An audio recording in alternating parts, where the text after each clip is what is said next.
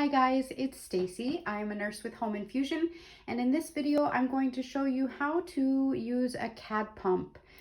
So the first thing that you're going to do is wash your hands. There is a video for that, please watch it. And then you're going to prepare a clean work surface. There is also a video for that. For your medicine, you're going to get your instructions, and if your medicine is stored in the refrigerator, you want to take it out and let it warm to room temperature several hours before giving it. Please follow directions on your medicine label. Please do not heat your medicine in a microwave. Don't put it in direct sunlight. Don't put it in hot water or any other heat source, as heating may damage the medicine and make it harmful. If you forget to take your medicine out of the refrigerator, it is still okay to infuse it cold. Please do not change your scheduled dosing times. And if you have questions, don't hesitate to give us a call at Home Infusion. So then, following these instructions, the needleless blue connector cap will be referred to as the blue cap. So that's this cap on the end of your IV line. So as I said, you're going to wash your hands, you're going to prepare a clean work surface, and gather all of your supplies on a clean paper towel. So the other thing that you're going to do is you're going to check your medicine label. So it will be attached to your bag, and you're going to make sure that your name, your date of birth, your medicine information, you're going to see that it should be kept refrigerated or at room temperature for certain medicines, and then your use by date is over here on the corner. So the other thing that you're going to do is you're going to hold your medicine up to the light and just make sure that it's nice and clear. There's nothing floating in it. Your bag doesn't look cloudy. Your bag itself looks good. There's no leaks anywhere. And you're going to also ensure that your expiration date has not come yet. So from there, you're going to gather your other supplies. So your pump tubing, which is over here in the corner over here, your patient information guide booklet, which is, this one is the continuous delivery mode. You're going to get 4 AA batteries, which I've got here, alcohol pads, which I have already set out for each item. Gloves we are not providing at this time due to COVID-19. We are conserving gloves for our coworkers and colleagues that are on the front lines of taking care of patients. So we do use the sterile caps, which is this little blue and white cap, and that's to put on the end of your medication tubing. There will be another video showing you how to use that sterile cap. And then your pre-filled saline syringes and a heparin syringe if needed. So after you gather all your supplies, the next thing that you're going to do is wash your hands again, and no gloves for right now.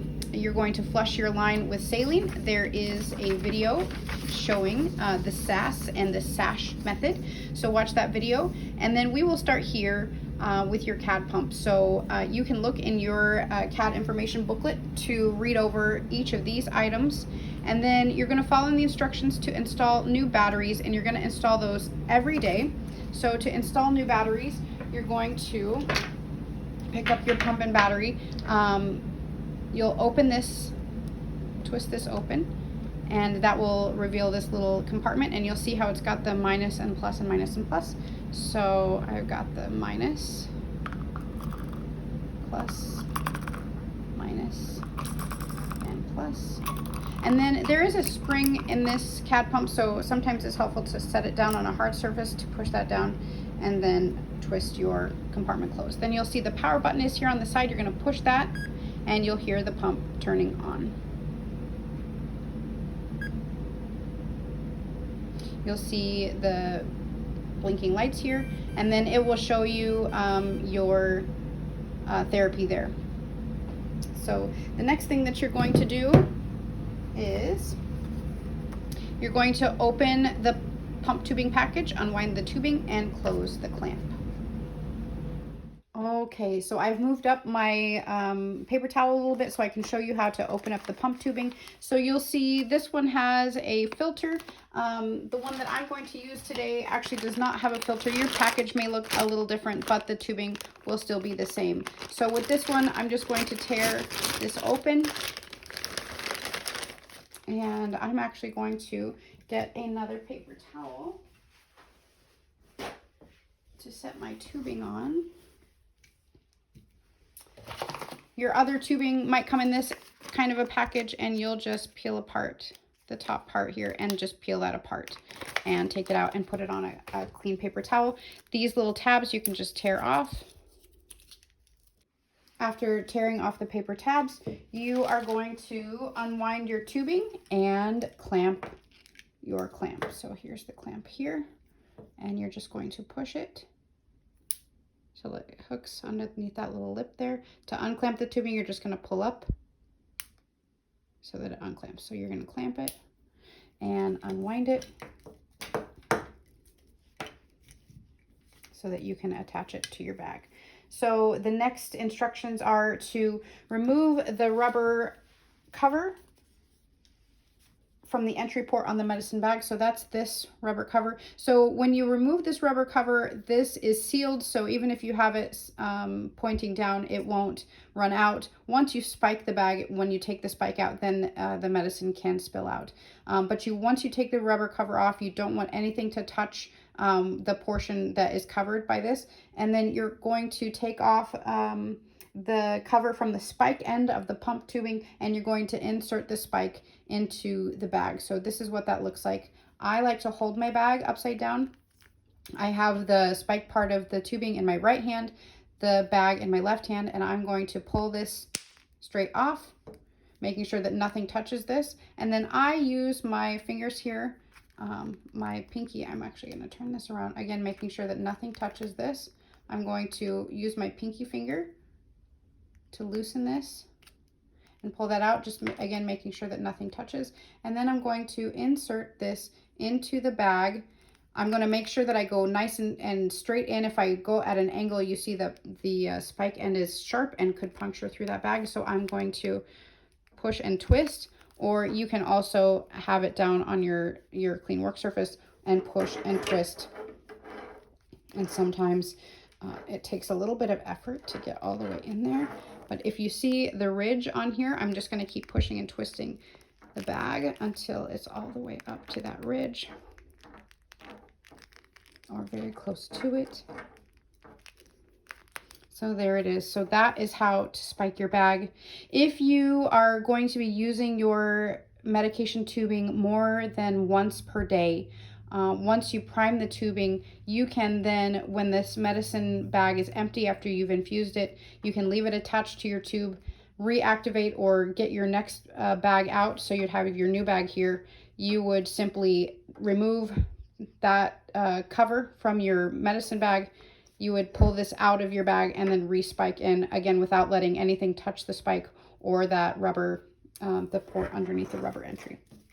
So now that your bag is spiked, you will grab your pump, and if this display is off, you can push any soft key, and oops, I turned it off earlier. So I'm going to return it back on. I did change the profile to a continuous infusion since that's what I'm demonstrating here. So you see that the pump is stopped, my battery is full, my reservoir volume is 100 milliliters for this demonstration, and I'm in the continuous mode. So to attach the cassette, you are going to open your handle here, or this arm, and then you'll see that there are two kind of feet here on the end, and there are two little silver bars, and you're just going to slide those feet into those silver bars so it just pivots like this. And then sometimes you have to pull this lever down a little bit and then push up. And then prime tubing, I'm going to push yes. Oh, and it should not give you a code to enter. If it does give you a code to enter, you can call Home Infusion and we can troubleshoot that over the phone. But then it should tell you disconnect the tubing from the patient. Please never prime your tubing when it's attached to your line. And then it says to open your clamps. So I'm going to pick up my line and open this clamp. And then I'm going to prime the tubing. So if you see, it's pulling medicine through this tubing. And it does say, turn the pump with the latch facing down. So I'm going to go ahead and pull it with the latch facing down.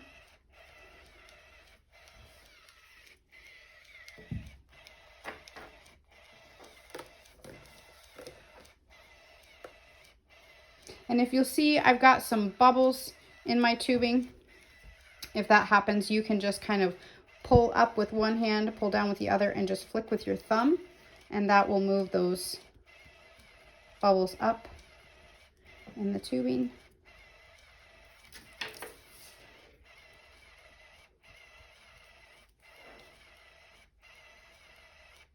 And I have just a little bit of medicine up here. Then I got kind of a big bubble. So I'm just going to let this prime out on my paper towel.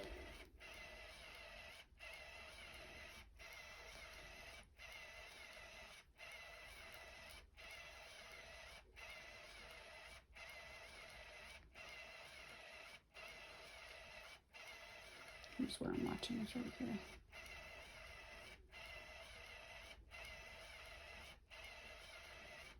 And as you can see, these little bubbles are coming, but it's not enough to even cause a drip to come out. And then as I'm getting close here to the end, I'm going to put my thumb on the stop priming and stop. So I did get a few drips out of here, but that's okay. So then it's going to say continue priming. I'm going to push my soft key no. I'm going to review my pump settings, accept and accept. Next, and then start pump. I'm going to then, if you haven't already flushed your PICC line with saline, you would do that now. Once you have flushed your PICC line with saline, you will again alcohol off your blue cap. I'll just demonstrate that now. So I will alcohol off. And notice that I'm holding the actual blue cap here, not these wings. If you can see on my demo set here, this blue cap does actually twist off here, and we do not want to twist it off. So I'm going to have you actually hold the blue cap itself. You're going to scrub off for 5 to 15 seconds. I just count to 10